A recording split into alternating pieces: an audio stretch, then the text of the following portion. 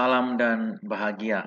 Salam para calon guru penggerak di mana saja berada. Saya Elisius Udit, calon guru penggerak angkatan 7 dari SMK Stella Maris Labuan Bajo, Kabupaten Manggarai Barat. Pada kesempatan ini saya akan memaparkan tugas demonstrasi kontekstual modul 1.4 tentang budaya positif, khususnya berkaitan dengan penerapan segitiga restitusi. Yang pertama, kita melihat apa itu restitusi. Restitusi merupakan proses menciptakan ruang bagi peserta didik untuk memperbaiki perilakunya yang salah sehingga peserta didik kembali pada kelompoknya dengan karakter yang lebih kuat. Restitusi dikembangkan oleh seorang pakar pendidikan, Diane Gosen, berdasarkan teori kontrol yang dikembangkan oleh Dr. William Glasser. Restitusi ini berkaitan erat dengan peran kontrol guru di sekolah. Dan Gosen menyimpulkan ada 5 posisi kontrol seorang guru dalam penerapan disiplin positif di sekolah. Yang pertama sebagai penghukum, yang kedua sebagai pembuat orang merasa bersalah, yang ketiga sebagai teman, yang keempat sebagai pemantau, dan yang kelima sebagai manajer. Kita melihat posisi kontrol seorang guru di sekolah. Yang pertama sebagai penghukum. Sebagai seorang penghukum, seorang guru di sekolah mendisiplinkan peserta didik dengan cara hukuman secara fisik atau hukuman secara verbal. Yang kedua, pembuat orang merasa bersalah. Posisi kontrol ini diperankan oleh guru dengan coba bersuara lebih lembut di hadapan peserta didik dan membuat peserta didik yang melanggar keyakinan sekolah atau keyakinan kelas merasa bersalah. Yang ketiga, sebagai teman. Pada posisi ini, guru tidak akan berusaha menyakiti peserta didik, namun akan tetap mengontrol peserta didik melalui upaya persuasi. Yang keempat, monitor atau memantau. Pada posisi ini, guru memonitor perilaku peserta didik, dan di sini guru mengedepankan teori stimulus respon.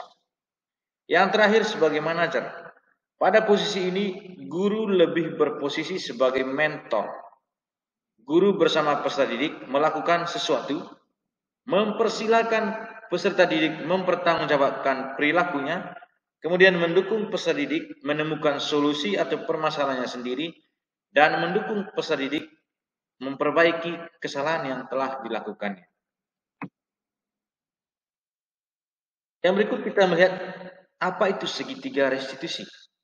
Salah satu cara guru menerapkan disiplin positif di sekolah dengan langkah restitusi. Terdapat 3 langkah penting dalam menerapkan restitusi sehingga dikenal dengan sebutan segitiga restitusi. Ada 3 tahapan dalam penerapan segitiga restitusi.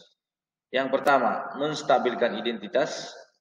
Yang kedua, validasi kebutuhan. Dan yang ketiga, menanyakan keyakinan.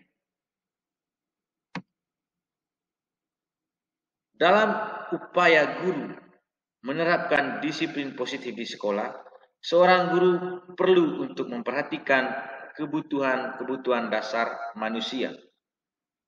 Perilaku manusia sesungguhnya selalu berkaitan erat dengan kebutuhan dasar hidupnya, sehingga manusia melakukan sesuatu sesungguhnya untuk memenuhi kebutuhan dasarnya. Dan beberapa kebutuhan dasar manusia menurut Dr. William Glasser. Yang pertama, kebutuhan untuk bertahan hidup. Yang kedua, kebutuhan akan cinta dan kasih sayang. Ketiga, kebutuhan akan kebebasan. Yang keempat, kebutuhan akan kesenangan. Dan yang kelima, kebutuhan akan kekuasaan. Dalam penerapan disiplin positif di sekolah, guru harus memperhatikan kelima kebutuhan dasar manusia ini.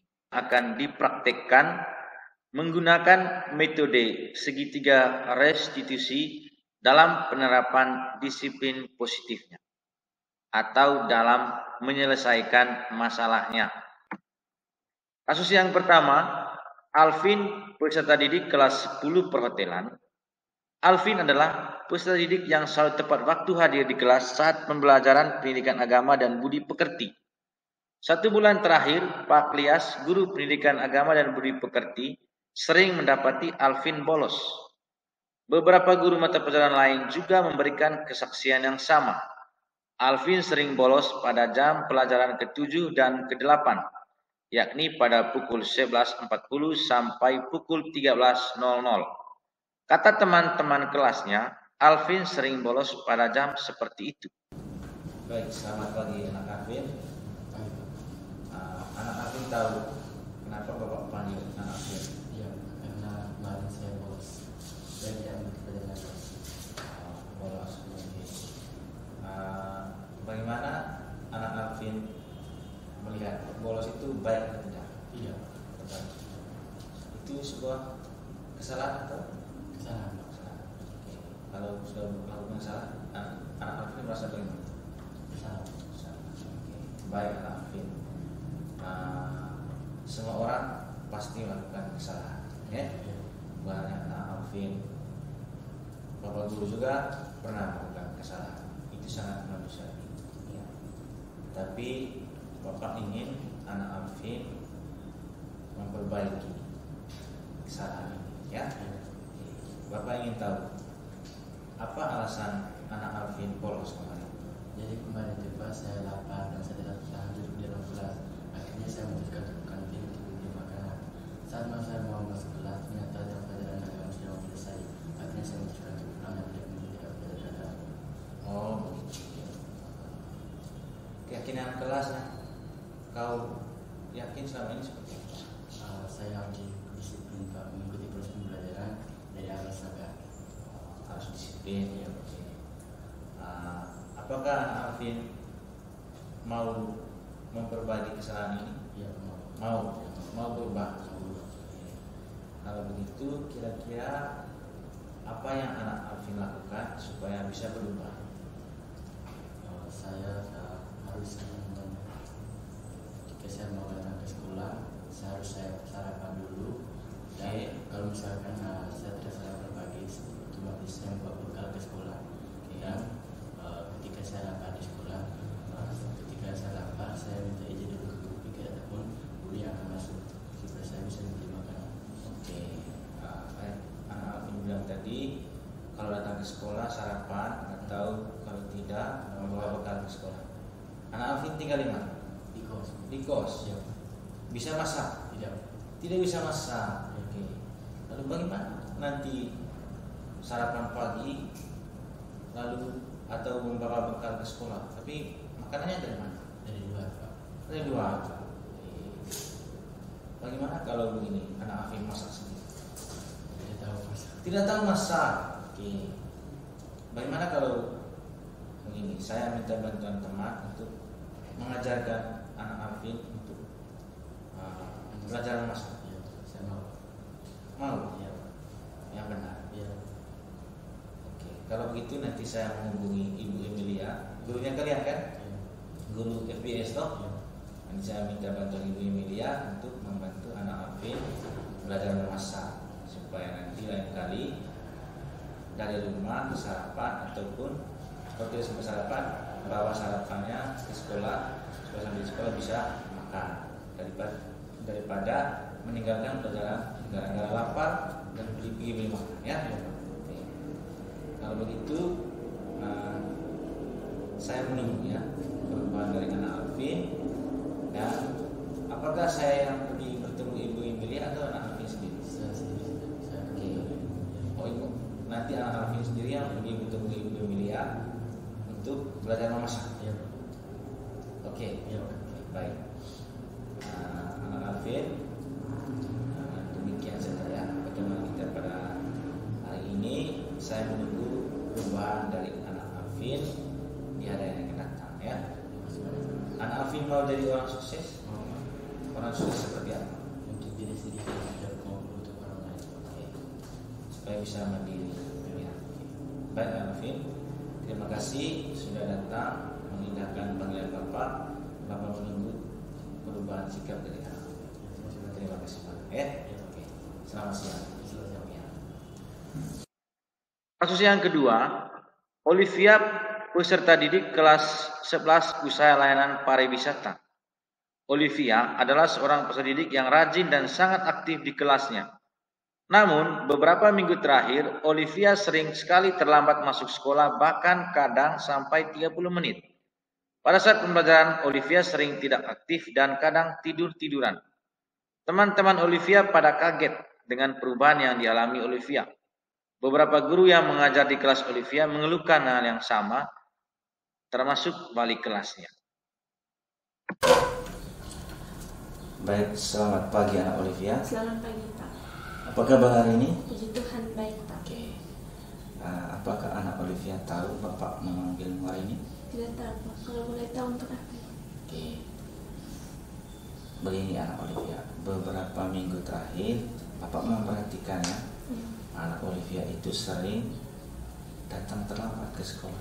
Iya. Bahkan sampai 30 menit. Betul toh? Iya, Pak. Oke. Juga di kelas anak Olivia sudah tidak aktif seperti biasanya. Kadang juga tidur-tiduran, ya. Bapak mau tahu apa alasannya semua ini terjadi? Saya sering begadang, Pak. Bahkan saya sering tidur malam-malam karena main HP, Pak. Waktu bangun pagi pun saya terlambat, sehingga saya terlambat masuk sekolah dan tidak aktif lagi di kelas. Kadang tidur ketika guru tidak masuk, Pak. Oke, Bapak memahami alasannya, ya. Ya. Bapak ingin tahu apa keyakinan kelas yang masih anak Olivia ingat? Keyakinan kelas yaitu saya ingin menjadi siswa yang disiplin, tertib, tanggung jawab, dan taat aturan, Pak. Oke. Bagaimana perasaanmu ketika anak Olivia datang terlambat di sekolah, tidak aktif di kelas, tidur-tiduran di kelas, dan mengingat lagi kesepakatan atau keyakinan kelas yang sudah kita sepakati? Saya sangat merasa bersalah, Pak. Saya sudah melanggar nilai-nilai yang sudah saya sepakati. Baik, begini anak Olivia. Semua manusia itu tiada yang sempurna, ya. Ya. Semua orang pasti melakukan kesalahan. Bapak guru juga, ya. Jadi bukan anak Olivia yang melakukan kesalahan, tetapi di sini dari kesalahan itu kita harus belajar sesuatu. Kita harus mau berubah. Anak Olivia mau berubah? Mau sekali, Pak. Benar? Ya. Oke, Bapak ingin tahu apa kira-kira usaha anak Olivia untuk berubah? Saya akan kurangi bermain HP, Pak, dan tidur tepat waktu pada malam hari. Itu. Ya. Oke. Mungkin ada yang lain? Mungkin dengan membuat alarm, Pak, atau memohon bantuan kepada kakak saya untuk membangunkan saya pada pagi hari.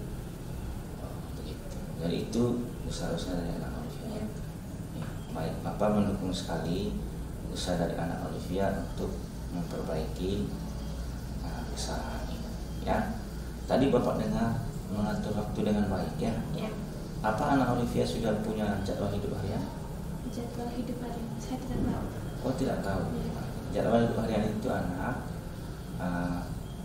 jadwal aktivitas kita dari kita bangun pagi sampai kita tidur malam. Ya. Sudah punya? Belum. Oh, gitu. Apa Bapak bisa mengajarkan saya? Oh, mau diajarkan? Iya. Oke, dengan senang hati, nak, ya. Ya. Nanti saya ajarkan, ya. Ya. Nanti pada saat jam istirahat anak datang lagi ke sini supaya saya bisa ajarkan bagaimana cara membuat jadwal hidup harian. Ya. Ya. Ya. Oke. Nanti Bapak tunggu, ya, Ya, Pak.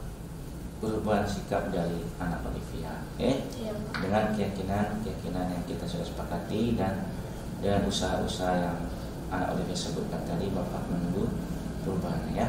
Oke. Baik anak Olivia, demikian saja pertemuan kita pada hari ini. Bapak menanti perubahanmu, ya. Ya. Oke.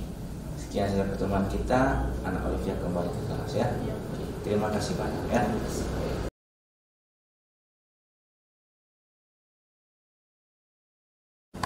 Ya.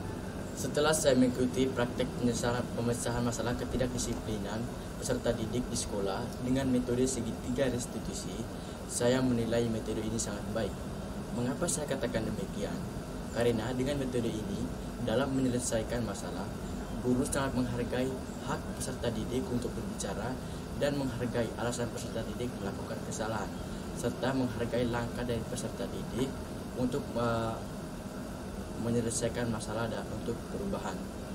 Saya menilai penyelesaian masalah dengan metode segitiga restitusi dapat mewujudkan peserta didik yang mandiri, bertanggung jawab, berani, dan merdeka.